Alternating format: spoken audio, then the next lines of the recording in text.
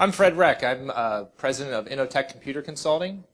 We have an office here in Bloomsburg and also an office in Hazleton. Within our industry, I have what's called a managed IT services business. And basically what that means is that we are the IT department for many different businesses, about 120 different businesses in central and northeast PA utilize our services at some different level. And so I was excited to come here today and talk, and I wanted to kind of share with you what we see here in our central PA community with the small business community. Our typical clients are anywhere from as small as 5 computers on up to about 140 computers that our largest client has. So, there's certainly different market segments of very, very large companies, out there in the world, but here in Central PA, it's a lot of small businesses. And so I just wanted to basically bring what we see out there, what the risks are, but also what I perceive from a business perspective is what the opportunity is, for your industry and your field. Since I presume most of you are going to go out and do something, in the IT field.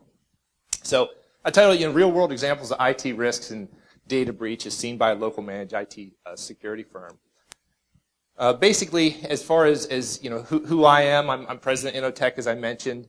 I've been in business for 18 years. I wrote 2 books on IT, on how to make business more efficient by using IT services and leveraging your IT.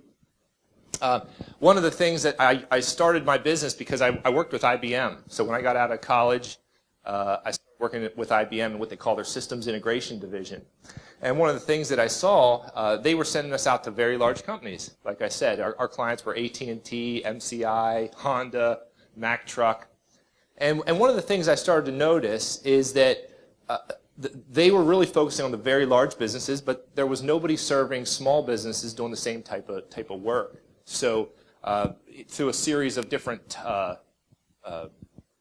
opportunities, I was able to actually start my own systems integration division, which is now turned into Innotech. One of the things that I wanted to make sure I make clear here is that I'm going to be talking today from a business perspective. I had a great opportunity last night to have dinner with the other speakers and some of the students and faculty here at Bloomsburg, and I was blown away by the technical detail and basically how smart everybody is in this department. And that's not my expertise. They were talking about red team, blue team, and hashes and kill chains in the attack, and we deal with that stuff. But my technicians, handle that. My engineers handle that, and the vendors that we partner with, handle that. So a lot of what I'm going to be bringing you is from a business perspective. So one of the things is, what do we do? Our mission is to make sure that businesses run more efficiently, effectively, and profitably by leveraging their technology.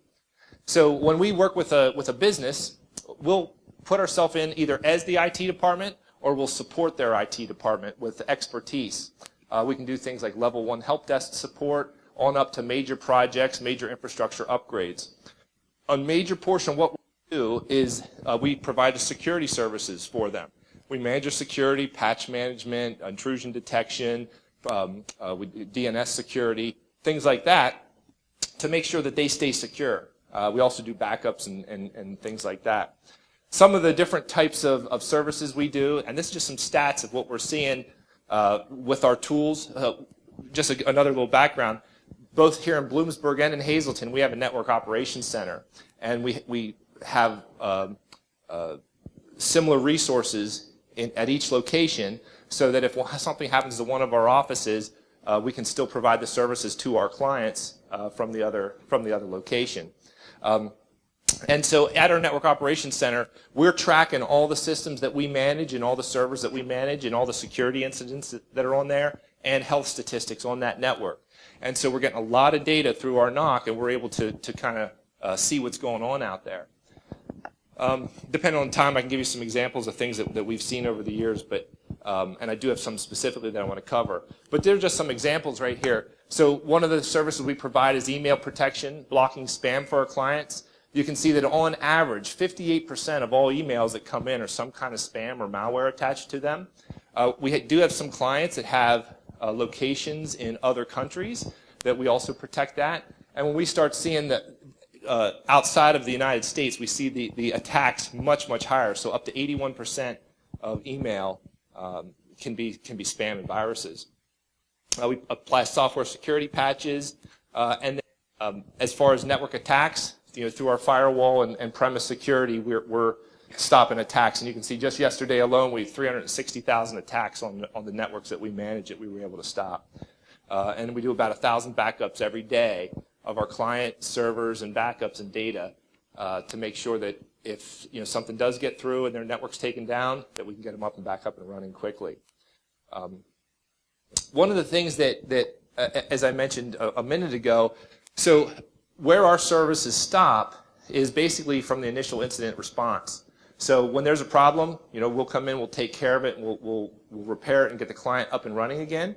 But when they would need to start doing the forensic analysis, we have to call in other companies, other vendors that we work with that employ a lot of people, like yourselves, that can actually dig deep, see how the attack came in, what that virus or malware was going to do on their network, things like that.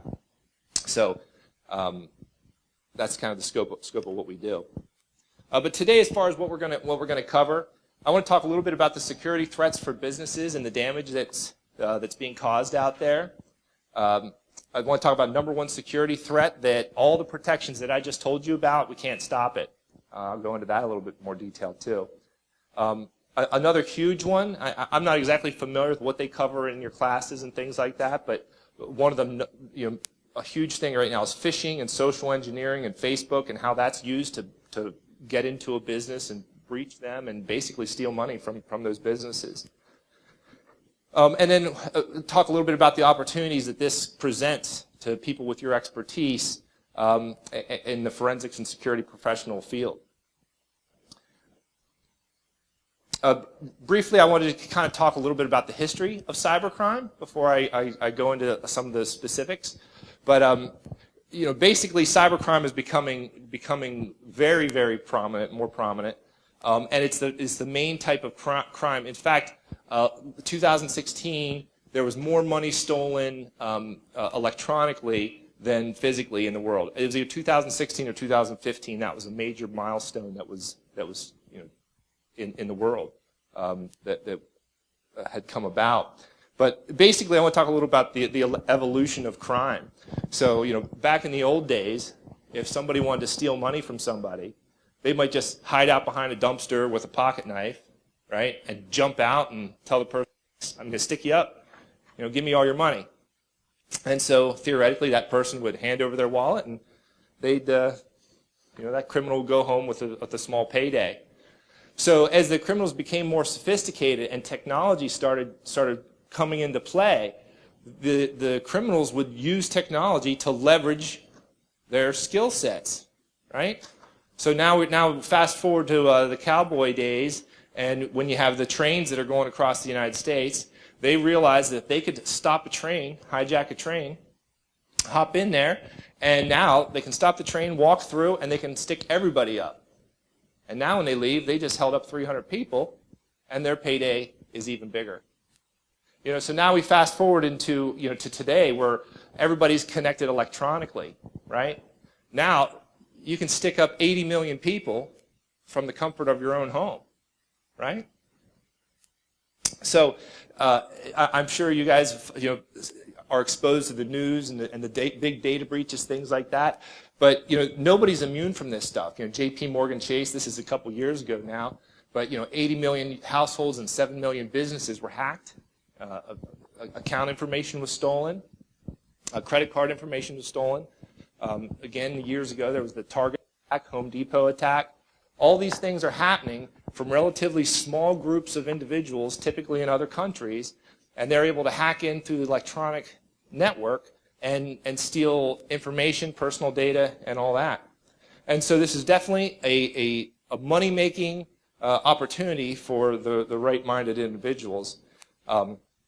And the reason that it's becoming more and more prevalent, and so I'd probably say about 15 years ago, maybe a little more, we started to see, it went from a virus that would just do something malicious to your computer, shut it down, maybe advertise the hacker's name or something, to now money literally being taken out of bank accounts and problems like that. And the reason is that the criminals have discovered how they can actually monetize the data.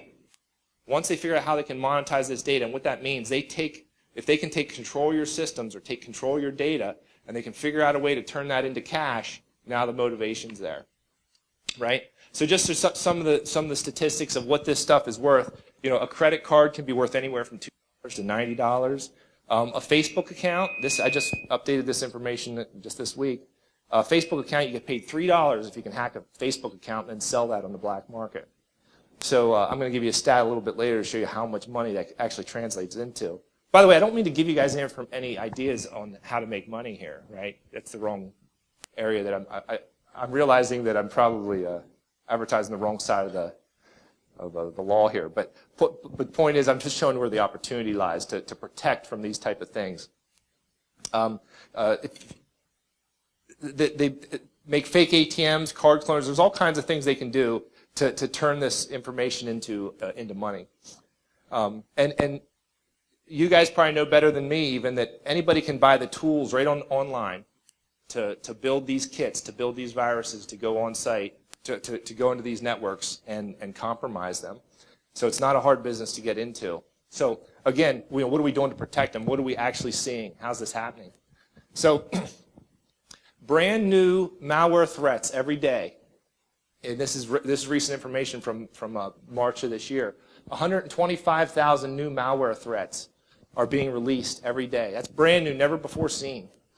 Just a little side note on that is that traditionally we used to protect things with virus-based definitions or definition-based protection, where we know what the virus looks like, we make sure all the computers are looking for that particular virus, and then we can stop the attacks that way. Well, because so much new stuff's coming out, zero-day viruses and things like that, we have to come up with new technologies to be able to stop how these attacks are happening. So I said 125 new malware threats, but in total, over 500,000 a day of threats are being released. And you guys can see these charts here. So, I mentioned about 15 years ago, so I mean it was more like 10 years ago it looks like. So 2007, this stuff goes up. I don't know if you're familiar with the logarithmic curve, but you can see that is doubling about every year on there. And it doesn't show any sign of slowing down. Like I said, there's a lot of opportunity to stop these things, a lot of opportunity in your field for how you can be a part of stopping this and protecting business. But because of this, simple virus protection or firewalls aren't enough to stop these type of attacks anymore. It's like having stop a tank with a squirt gun or something. So now a lot of times when I'm out consulting with different businesses, they say, hey, we see the news, all these big firms are at risk. I'm a small business. I've only got 50 people here. No one really wants to attack my network. And the fact of the matter, the absolute fact is that's 100% wrong. 1 in 5 small businesses is attacked each year, and that number just keeps on growing. The reason that is that the small businesses don't have the money and the resources to put in place to protect their networks.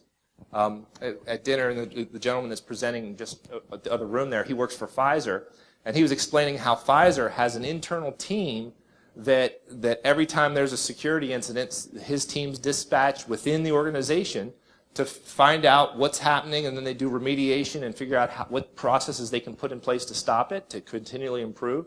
Well, Pfizer is a multi-billion-dollar corporation, worldwide corporation. They can afford that, but small businesses can't.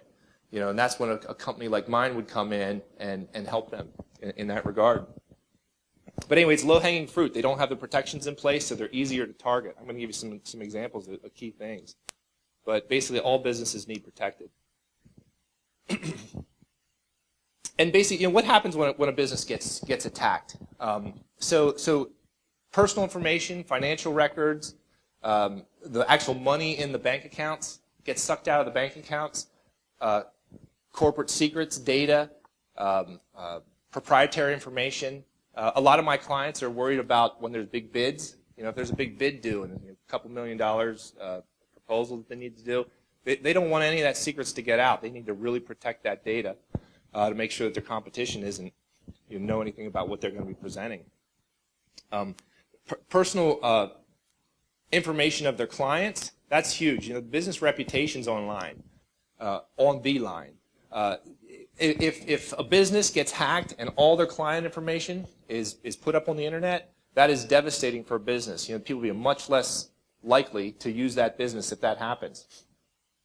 And even more importantly to a small business is their business process.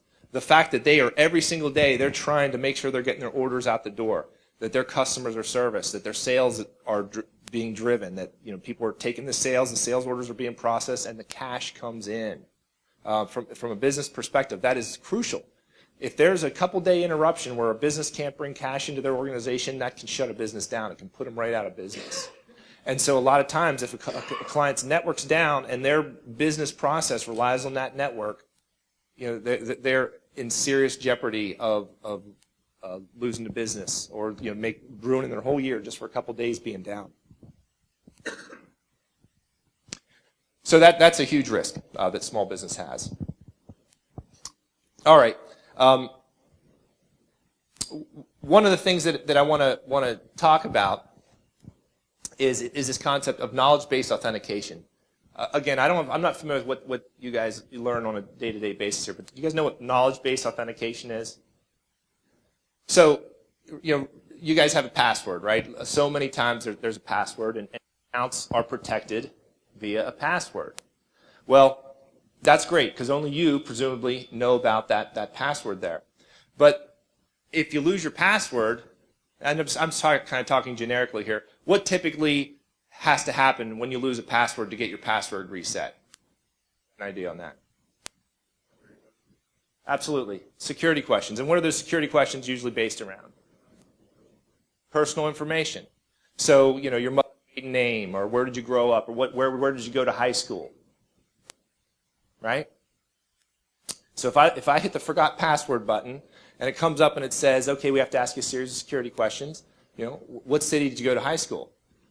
Now, who here can figure out where one of their friends went to high school? Right? That's about one of the easiest things to do these days. That's the concept of knowledge-based authentication. And so now in the world today, all this information, we're all putting our personal information out online, whether we want to or we don't. And so this personal information is out there. So this knowledge-based authentication is quickly becoming a liability now. And a great example of that, who here's heard of the Office of Personnel Management data breach? You guys seriously haven't? You're just being tired today, or you guys don't know about that? That's a major deal. That's a huge deal. So in 2015, 21.5 million records were stolen from the U.S. government. They suspect it was the Chinese. I don't know if that's true or not, but that's what Wall Street Journal put out there. But anybody in the government that applied for a secret clearance, when you apply for secret clearance with the government, whether you be in the military or whatever, you have to go through a whole battery of checks. They take your fingerprint. They interview all your friends, depending what level of clearance you're looking for. They'll go back to your high school friends. They'll interview. They'll find out your whole background. And what do you think they do with that information? Right? They're putting it in a database somewhere. And so they put all this. So all the military personnel, anybody with secret clearance, top secret clearance, they've got all this data in a database somewhere. And when you know it, one of our major, I don't want to call them enemies, but a major other country hacks in and steals all that information. Now we put that into perspective of knowledge-based authentication. That is a huge problem. Now all these people's information is out there, and it's information you can't change. You can't change your fingerprint, right? You can't change things that have happened in the past. So that's a big deal right there. I mentioned about how can you find where your friends went to high school, something like that. Social media. Social media is a huge security risk. So as you guys post things online, I'm sure everybody knows that once you post something online, it's there forever, right? And that's relatively true. But Facebook, for instance, the 1.2 million Facebook accounts are hacked every single day. And that's also, I looked that number up for this presentation. I give security presentations regularly, but that's another number that has been doubling every year. I showed you that logarithmic curve of the malware attacks, the breaches that are happening. In 2014, when I first started using this slide, that number was 160,000. Actually, it ended 2000. That was data from 2013. Then it went up to 300-some thousand.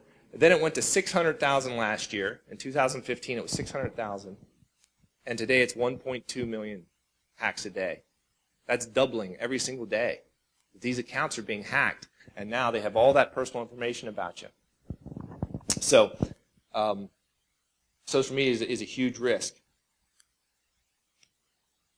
There's just to drive this point home, that the data is out there. I'll kind of go through this quick.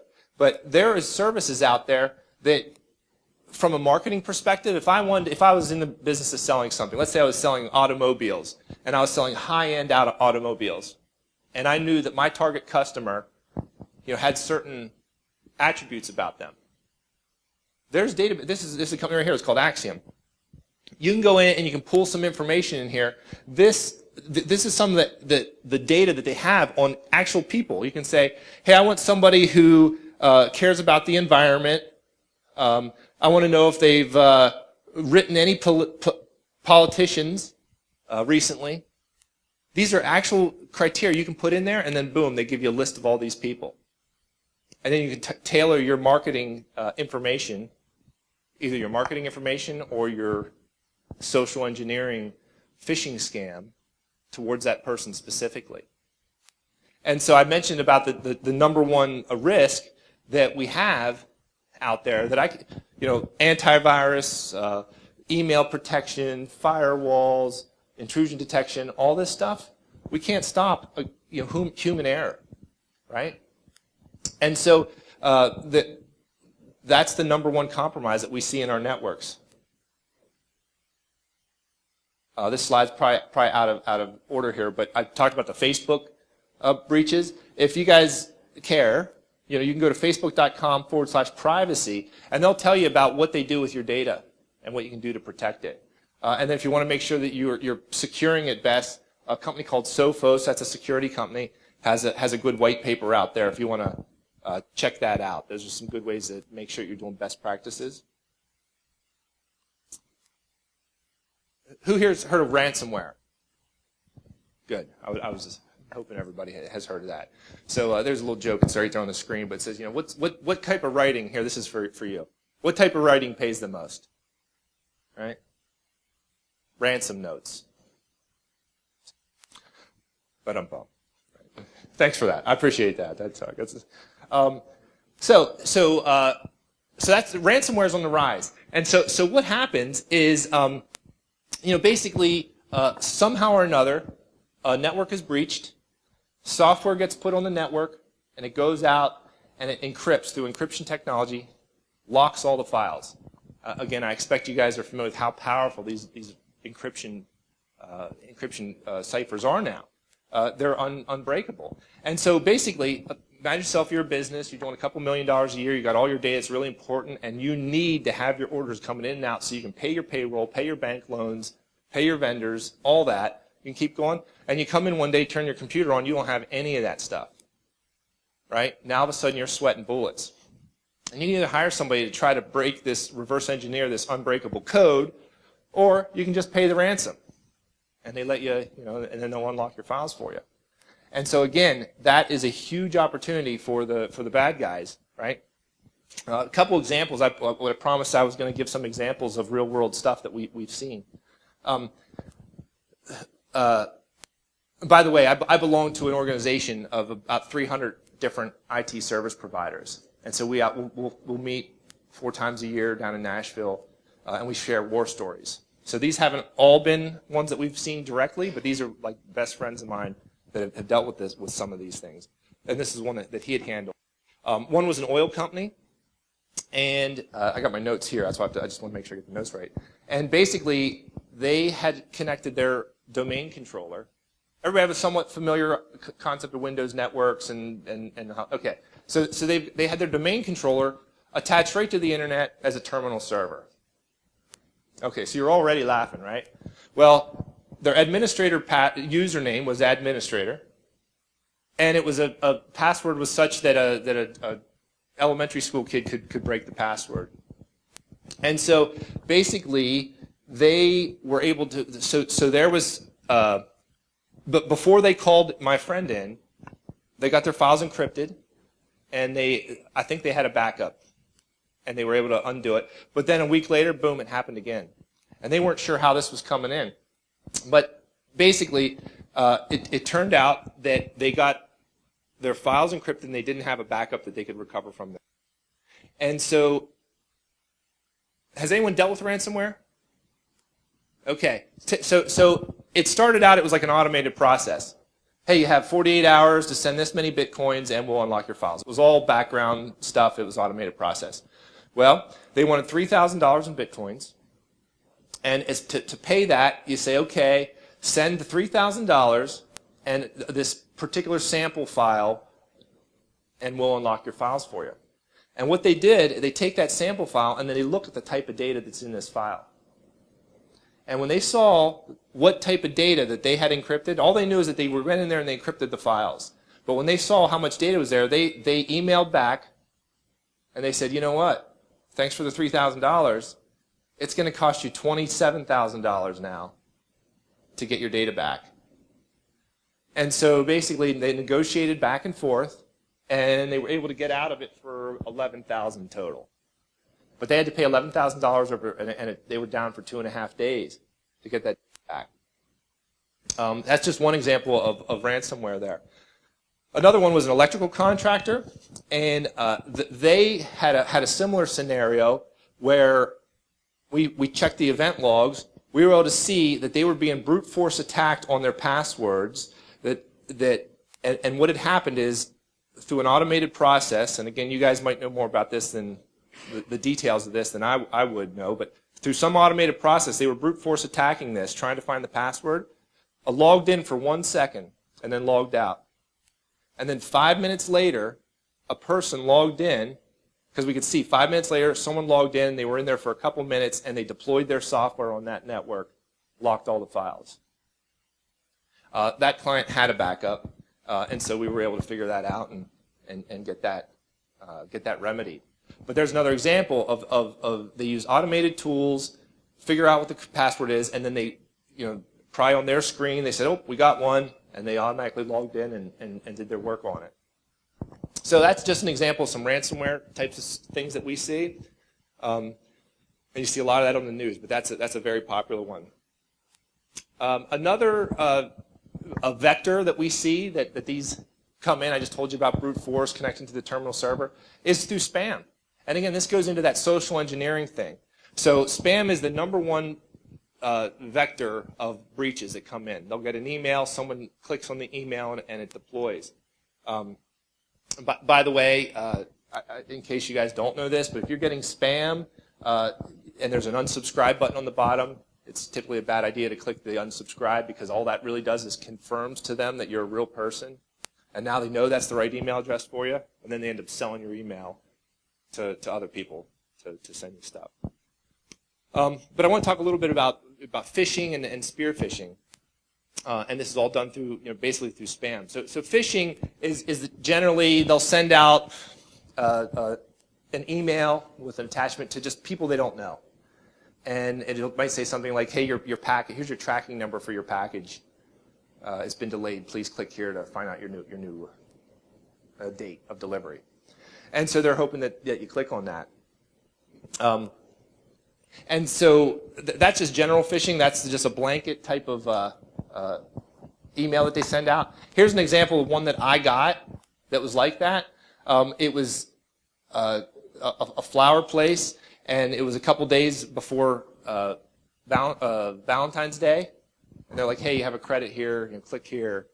And of course I didn't click on it, but it was just an example. I thought I'd put it up because I'd seen that directly. But one that is more dangerous is the spear phishing, and it's called the president's scam. And this is where they use that social engineering. I told you about Facebook and LinkedIn and all this. All that data's out there. And so what they do is they will research a company. So they have a database of big companies. They look for a certain size company, and then they go on LinkedIn or any of these databases, and they find out who the financial officers in that company are. And they find out who the financial officers are. And then, and let me show you this example here. I'm going to show you an example of the emails, and I'm going to show you how crafty they were doing this. So the president is Mike Mann, and the director of finance is Linda Higgins. And the name of the company is Maritime DW. I can't remember. A boat manufacturer. And so you can kind of see the domain name up here. And he's like, hey, are you available to make a wire transfer payment? He says, Mike. And she emails back, says, yes. And he says, great. Hey, here's the information. Can you please send $60,000 to this bank account here for me? And let me know as soon as it's been done. And so she's like, that's a lot of money. And it just so happened her office was directly across the hall from his office. So before she hits the send button on the $60,000, she gets up and she's like, hey, Mike, she's $60,000, you really want to send $60,000 today? We're going to have to transfer some money around. He's like, what are you talking about? And it turned out, this here is Linda. This is the real employee here. M-A-R-I-T-I-M-E-D. This is his domain name. M-A-R-R-I-T-M-E-D. So what they did is they targeted this company.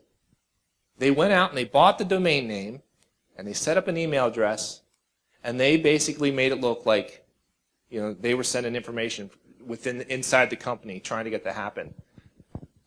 They did not send the money. They didn't lose the money. There was no real breach. There was no internal network breach to make that happen. That was all done externally through social engineering. We do see a lot of the ransomware. Our clients or people that call us who aren't clients yet, but they've been breached, we'll often see that it's oftentimes the finance people that are getting these emails that end up deploying the payload, and then their computer is the one that starts, and the files get encrypted.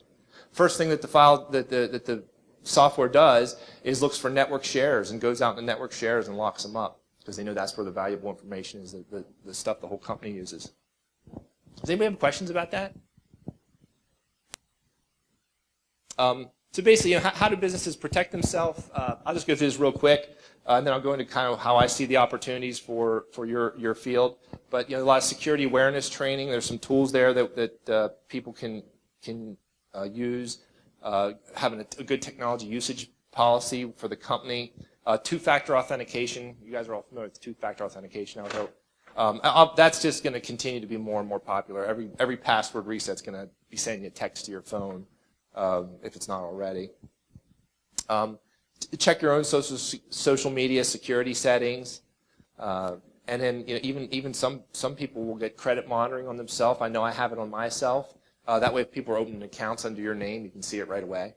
That's another thing. There's just some other tools here. Now, I mentioned I want to talk a little bit about the opportunities for the IT security professionals. So, as I said, what we do, and a lot of companies like myself, we put the security systems in place. And I contract out a lot. I use different vendors, different software tools to protect the client networks. I learned about how it does it from a business process, and we put those in place. We make sure standards are in place, things like that.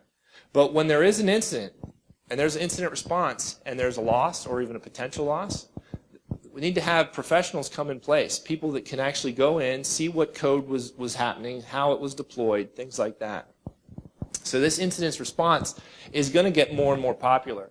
At dinner last night, I was just having a conversation. A lot of my clients here in Central PA, once we recover them and we get them up and running again, remember I said their main concern is making sure they can get their orders out the door and they can get their receivables coming in and the cash coming into business. Once they get that, they don't really care, because that's the small businesses that, you know, they just want to keep things running. But the very large company, I mentioned about the Pfizers of the world, things like that, they want to know exactly what happened. They do not want it to happen again. They don't want that disruption to happen. So they want to reverse engineer these attacks and make sure they're specifically protected from future attacks like that. Well, like any industry and any trend in business or in the world, you saw those curves, those exponential curves as I was showing. That's going to get driven down through the market, and smaller companies are going to need to be able to have those type of services for them. So personally, I believe that an incident response and being good with that and those processes is going to be an opportunity that is going to be growing over the next couple of years, and that more and more companies are going to need that. As there's more and more attacks, there's going to need to be, you know, more and more people who can actually get in there and analyze these attacks and how they happen. And also, I had also mentioned earlier that back in the old days, we would just put, you know, antivirus on the computer, make sure the antivirus is updated, and pretty much, you know, we're set. Patch management from Microsoft, antivirus loaded on the systems, definitions up to date.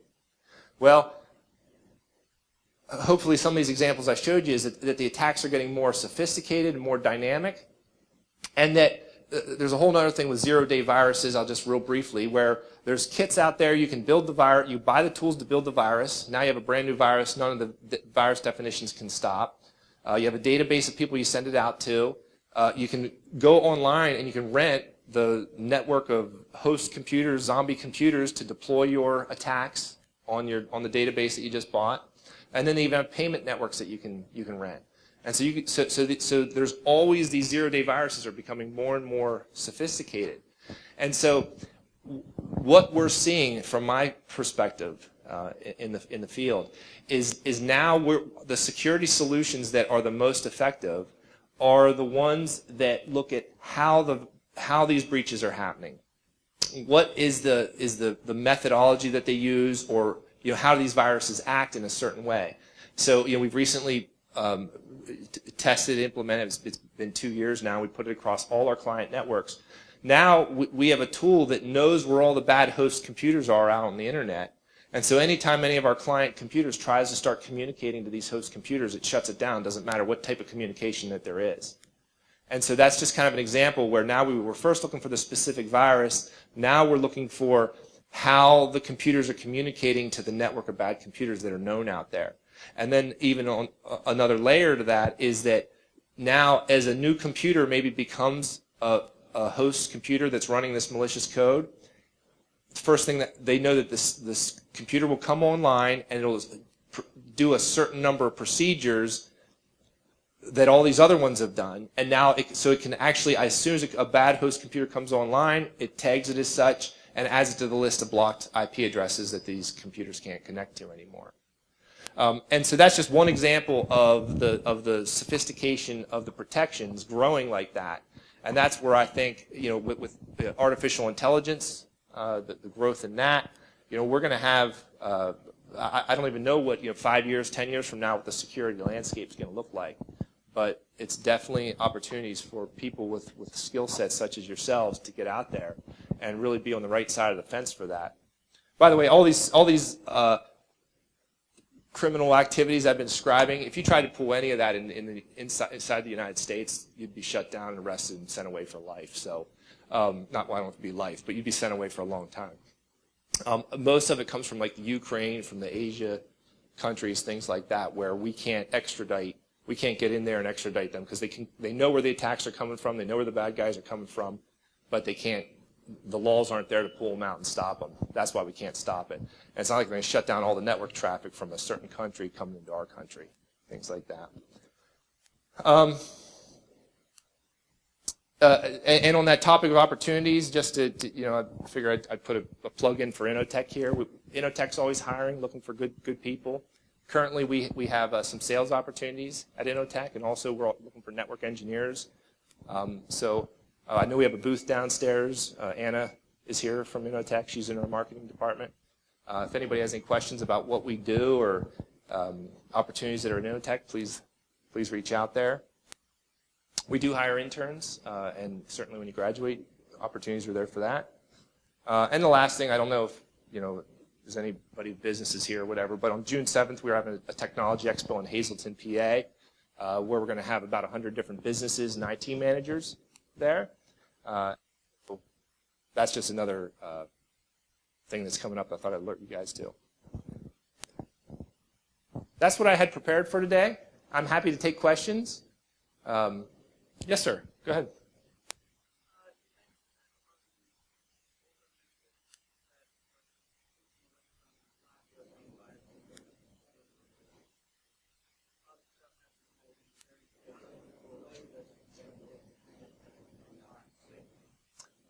Yes. We have not implemented that particular method, but I've also seen that. And that's probably what's going to happen. I mentioned about that protection where they're looking for the bad hosts on the internet. That's protection at the DNS layer. So we basically are taking over clients' DNS, and then and I think that's probably going to evolve into what you just said. But essentially, that technology we're using is kind of like it's blacklisting these servers out on the internet. But at some level, I'm pretty sure that whitelisting is going to come in. We do have some clients that they'll pick certain computer systems that they don't want just being able to go on the internet and do whatever they want. So maybe it's a front desk computer or a very important, like maybe an accounting computer, something like that. They don't want you to go anywhere. So we will just on a case-by-case basis only allow them to go to whitelisted sites. But that's just on a case-by-case basis right now. Yes, sir.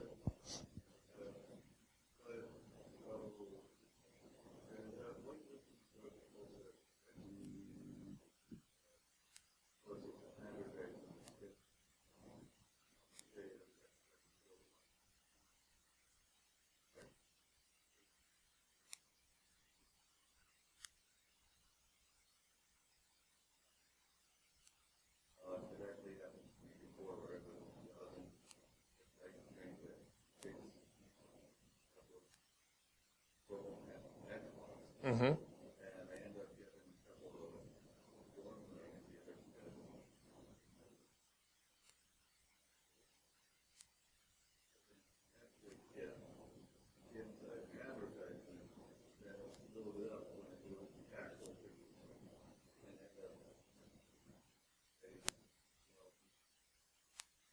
Mm-hmm.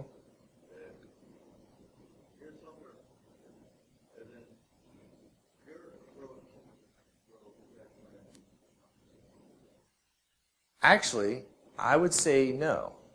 And I actually, as I was tweaking this presentation for you guys today, a lot of times my audience is business owners, right? So I pulled a lot of the stuff out, but I pulled that slide out that you just described right now. It is very easy to go online. You can have an advertisement up on Google on thousands of people's web on browsing. You can have an ad up in 10 minutes probably. And so what happens is that these display ads will have either some kind of pixel technology or just, quite frankly, the page that it goes to has an exploit kit loaded on it. And so as a criminal, I can put the page on. I can create an advertisement that says, hey, today only $100 iPads. Click here. And so everybody's like, oh, yeah, and they click and they think that they might be at a totally legitimate web page, USA Today or Fox News or whatever the heck they're reading, and they get an ad here that says $100 iPad. Boom, they click it. So they're downloading a virus. So if it was completely whitelisted, yeah, they wouldn't be able to go to that site. But my point is that it's really easy to use display advertising to promote your viruses. Yes, sir.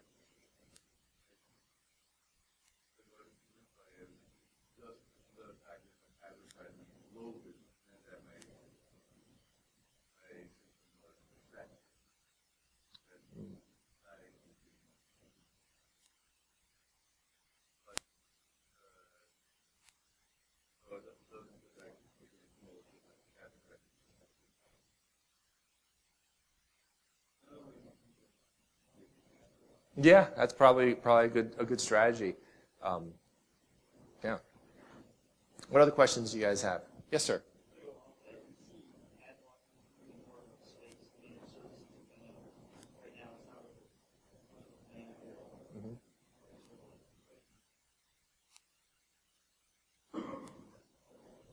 I don't see that growing, and I'm not exactly sure if we can, how we would implement that, because a lot of these pages, the ad space is already on that page. So if we're able to go to that page, they're serving up from a third party what's in that space, and I'm not aware of technologies to block it. Even though I'm allowed to go to that page, that's the whitelist question I thought he was asking. I'm allowed to go to that page, but how would I not see what that page is serving up? I don't know the answer to that. But certainly, it could, like I said, things happen so fast in this industry, it wouldn't surprise me. But that's a definite vector where threats are coming through. Yes, sir.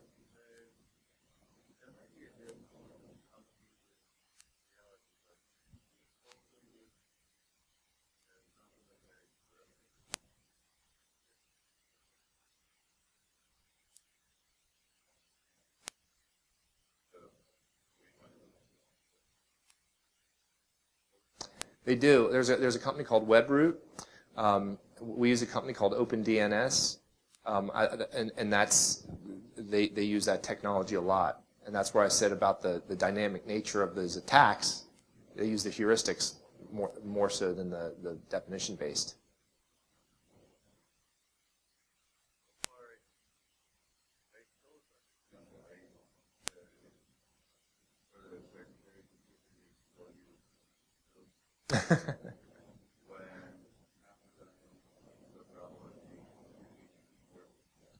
And you're right, and that's why I said the number one error is, or the number one, is the human error. Is the human error, or the users not using the technology properly, or not being properly? It's usually not being properly trained. People aren't being malicious when they're using their work computers. They just don't know what not to click on. And so we actually will give, we give classes to our customers, to their employees. We'll get a conference room and have them come in, and we'll give a similar presentation as this on what not to do and what risks are out there. So I really appreciate you guys coming out, part of this talk here. Like I said, we have a booth downstairs if anybody has any questions. I'll be around for a couple hours if anybody has any questions for me.